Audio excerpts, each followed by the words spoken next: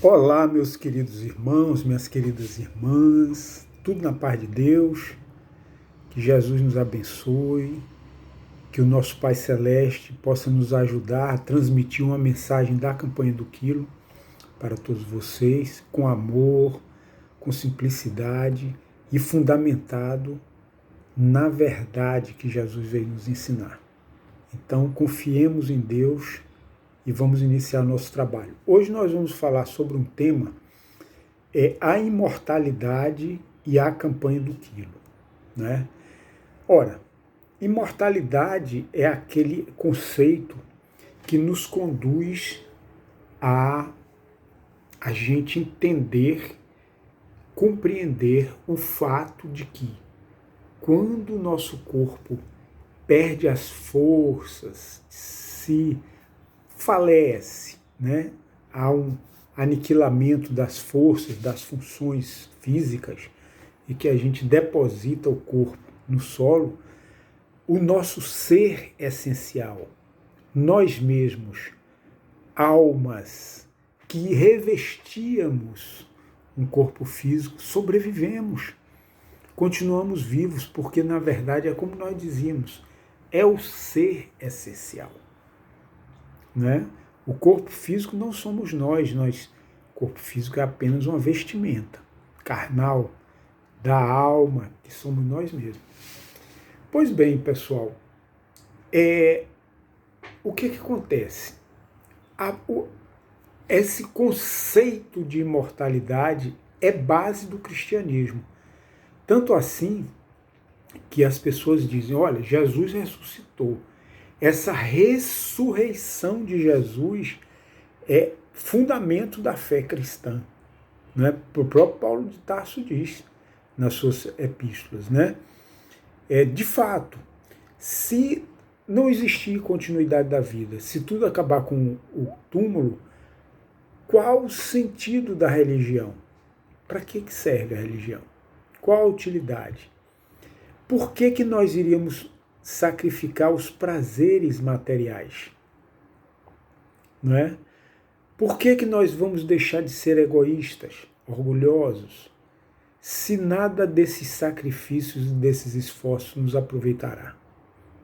Né? Ou seja, seria o caso da hipótese materialista, de que a vida se acaba no túmulo e que, mais terrível ainda, é uma situação imprevista, a qualquer momento a gente pode desaparecer. Então, quanto mais gozarmos, segundo a visão materialista, das vidas, dos prazeres terrestres, mais sabiamente nós estamos empregando nossa vida. Mas a gente sabe muito bem que isso é um equívoco. Vamos um pouquinho mais para frente para a gente verificar. Ora, Jesus ressuscitou. E aí diz Paulo de Tarso, se Jesus ressuscitou, é porque existe ressurreição, né? Ora, se Jesus ressuscitou, então o fenômeno da ressurreição ou da sobrevivência após a morte, do reaparecimento daquele ser depois do corpo ter sido destruído, é uma lei, é um fato, né? E é um fato que não serve só para ele. Ele representa uma condição de todos os seres humanos, não só de Jesus, mas de todos. É uma lei universal. Essa é a mensagem do Cristo. Essa é uma mensagem do Cristo, a imortalidade.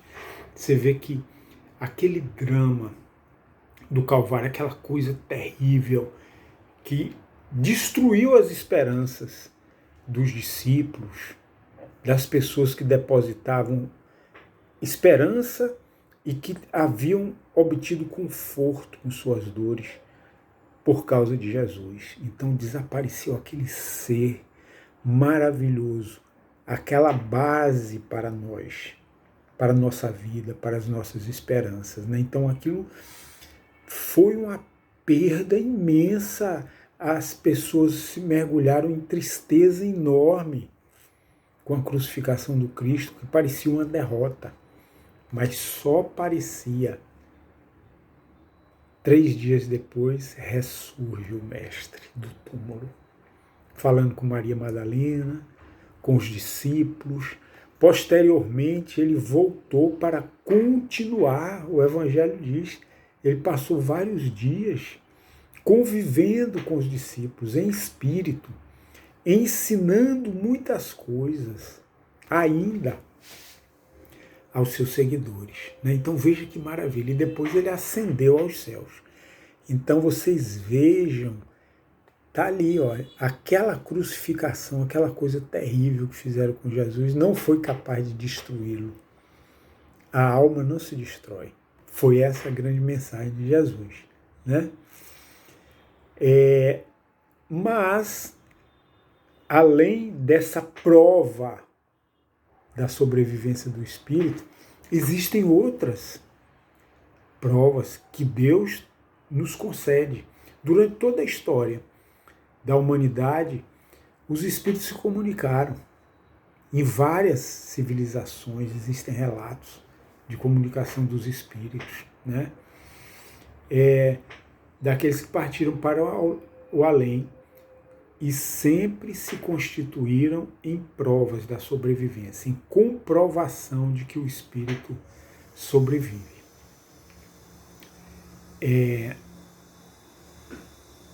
Outra coisa muito importante, a gente admitir a imortalidade da alma. Por que nós admitimos a imortalidade da alma? Porque Deus existe, que é o Criador. Eu vou falar uma linguagem um pouco estranha para vocês, talvez, mas que é conhecida também. Existe um primeiro movimento, um primeiro motor, que Aristóteles ele chamava Deus existe porque existe um primeiro movimento. As coisas se movimentam, mas não se movimentam por acaso. Inicialmente ele dizia o universo era estático, mas aí houve uma energia que botou em movimento. É o primeiro motor, é o primeiro movimento. O Aristóteles chamava de primum movens, primeiro motor, primeiro movimento, segundo Aristóteles. Para Allan Kardec, ele traz novos elementos das provas da existência de Deus, que é a inteligência com que o universo foi construído.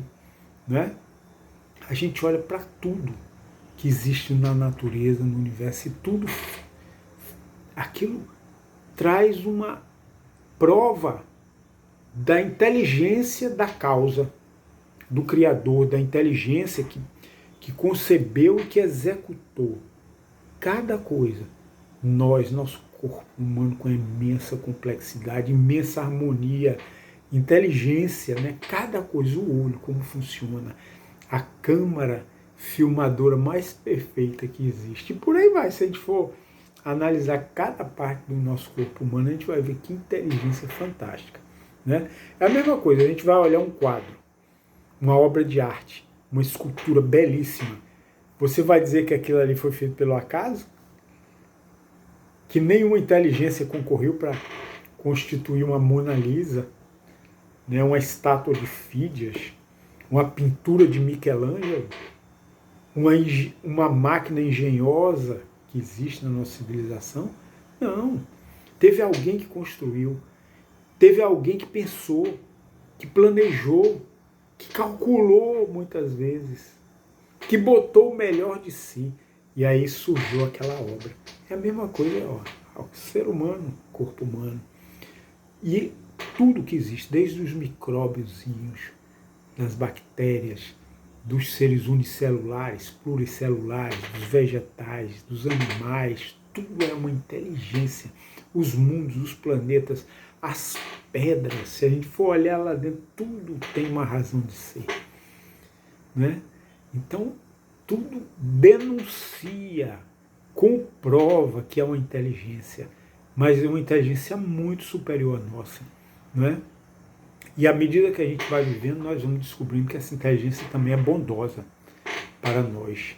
Ela é misericordiosa para nós. Então, a gente vai descobrindo, chega à conclusão de que Deus existe mesmo. A gente tem a inteligência para chegar a essa conclusão, a gente tem algo que lá dentro de nós fala sobre Deus. E a gente tem o universo que testemunha a existência dessa maravilhosa inteligência superior, que nós nos curvamos perante tanta sabedoria, tanta inteligência e tanto amor. E ela não poderia nos criar esse corpo maravilhoso que temos para mergulhar essa obra no nada, na desorganização. Ele não teria criado o ser humano sem propósito. Para que existir? Não existe explicação nenhuma? Não tem razão nenhuma? Claro que tem. E essa razão só é explicável com a sobrevivência. Ela só se justifica se nós continuarmos vivos. A nossa inteligência, o nosso amor. Veja como nós observamos um ser amado. De repente, faleceu o corpo, claro. Aí a gente chega perto daquele ser que tinha movimentos, que nos olhava com um olhar brilhante, que dizia palavras de gratidão, de afeto, de algo maravilhoso que nos enchia o coração. E de uma hora para outra, está ali um ser inanimado. Não existe mais nada disso, nem inteligência, nem amor, nem afeto, nem aquela coisa profunda que liga dois seres que se amam. É claro que não pode ser assim, né? Por que de repente está todo o movimento e de repente parou tudo? Como se explica? É porque existe um elemento essencial que se afastou daquele que nós chamamos seres humanos, espíritos, né? Seres humanos enquanto estão com o corpo, e sem corpo é um ser humano sem corpo, sem roupagem carnal, né? O conhecimento que temos da existência de Deus, da sua soberana sabedoria e bondade, leva-nos a concluir que a alma é imortal. Nós não podemos nunca conceber que nós vamos desaparecer, porque senão não teria razão de nós existirmos. Isso é um absurdo diante da sabedoria e amor, inteligência infinitas de Deus, né? Algumas pessoas evitam atualmente pensar sobre essa questão da imortalidade da alma, né? Com receio de encontrar algo, talvez, que os leve a ter que mudar de vida, né? A ter que mudar os seus valores, a se transformar em pessoas mais desprendidas das coisas materiais, mais humildes, né? Enfim, pessoas que se desiludam com essas bobagens, essas concepções ilusórias da nossa sociedade, esses valores externos, né? Então muita gente acha que é melhor não pensar nisso, né? E alguns, assim, pelo fato de nós termos cultivado essa falta de informação, essa ignorância a respeito do destino pós-morte, as pessoas se aterrorizam mesmo, né? Mas essa atitude, manter essa atitude não é sensatez, né? Ter a coragem para estudar, pesquisar e encarar a realidade do pós-morte é uma atitude não só de sensatez, mas também de coragem, né? Muitas vezes nós somos levados pelos espíritos a um ambiente espírita onde se estuda esses temas, né? E isso é uma grande bênção, na verdade. E vocês vejam a importância da dor, porque muitas vezes nós vamos para lá porque nós sofremos de obsessões, de doenças, às vezes incuráveis, aí vamos atrás do espiritismo. Aí chega lá e nós recebemos aquela mensagem extraordinária da imortalidade, da existência de Deus, da sua bondade, do seu amor. O Espiritismo é a ciência que demonstra por fatos e também pelo raciocínio, fatos e raciocínios irrecusáveis à realidade da continuidade da vida. Então vocês vejam o que nós temos nas mãos. E nos faculta a comunicação com aqueles que partiram. através da mediunidade, nós podemos ter algumas notícias, muitas vezes nós temos algumas notícias dos seres que partiram. E assim, o Espiritismo nos conforta. Muitas vezes são seres amados, né? Benefícios imensos esses que obtemos com o conhecimento dessa nova doutrina, dessa nova revelação, que é a continuidade do cristianismo. Poderíamos citar experiências de sábios que investigaram, que verificaram a solidez, a autenticidade desses fatos e também a explicação imortalista. Muitos sábios, existem livros maravilhosos, não só de Allan Kardec, mas de outros autores, né, de Gabriel Delany, de Leon Denis, de Ernesto Bozano, de Hermínio Corrêa de Miranda e outros, né, de Francisco Cândido Xavier, de Divaldo Pereira Franco, de Ivone A. Pereira. Então, livros que são testemunhos sólidos dessa grande realidade. Mas não só isso. Deus também, ele semeia fatos, às vezes discretos, no nosso dia a dia. Conosco mesmo, muitas vezes nós recebemos intuições dos espíritos, às vezes até aparições, vozes, sonhos que nos demonstram que nós nos comunicamos com essas inteligências que partiram, né? Ou então parentes nossos que têm esses testemunhos e nos dizem.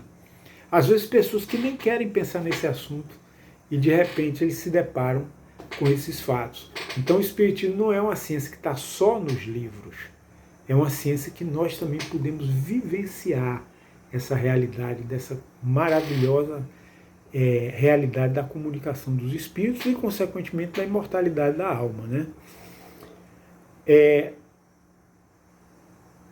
Então, pessoal, portanto, temos em nossas mãos essa coisa maravilhosa, como a gente estava dizendo. Informação preciosíssima, consoladora. E é importante que nós não a aguardemos só para nós, né?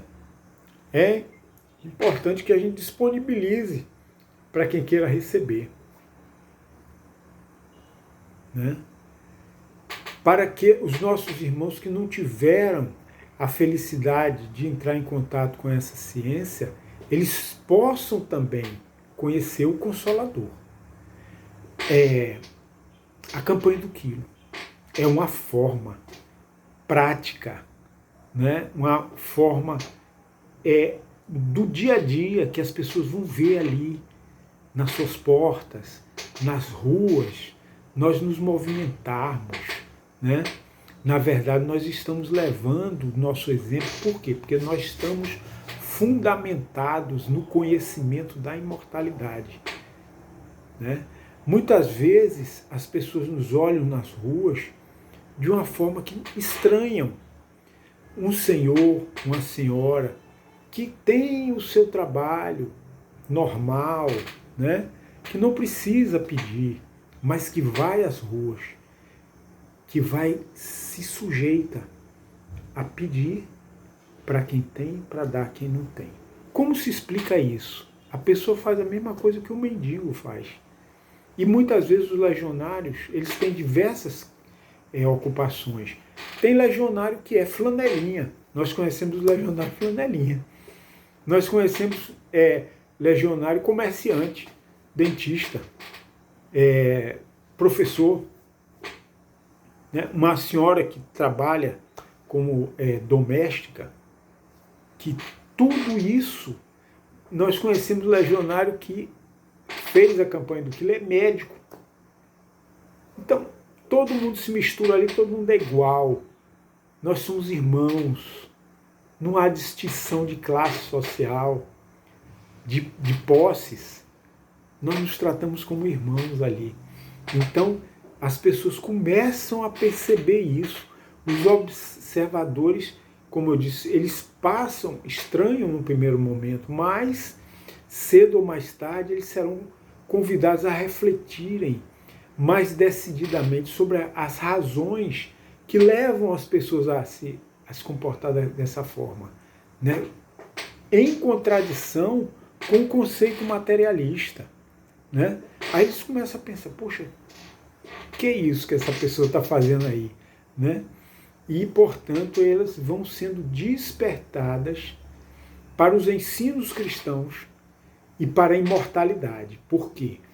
O que leva o legionário a ir às ruas, a enfrentar os desaforos, os foras, né? O ridículo que muitas vezes as pessoas querem impingir ao legionário, é algo que está dentro dele, é fé.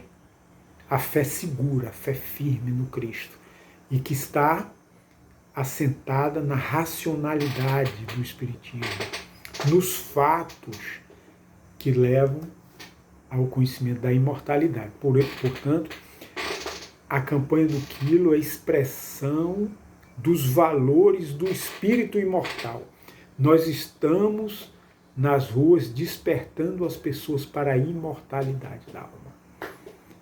Então a campanha do Quilo tem tudo a ver com a imortalidade da alma, com a sobrevivência, com os valores de além-túmulo. Né? Então, meus irmãos, é o nosso dever, como disse Jesus, ir e pregar o Evangelho. O Evangelho, né, ele é baseado na imortalidade da alma, como a gente viu as palavras de Paulo de Tarso. Então vamos fazer a campanha do Quilo, vamos distribuir mensagens como um gesto de amor ao próximo. Nós estamos levando o pão espiritual para as pessoas. Que Deus nos ilumine.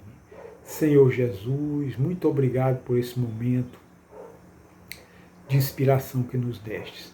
Ajuda-nos para que essa mensagem chegue aos corações e possa despertar as pessoas para a campanha do Quilo, que é uma bênção maravilhosa.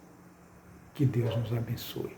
Um abração, meus irmãos, com muito amor em todos vocês. Até logo.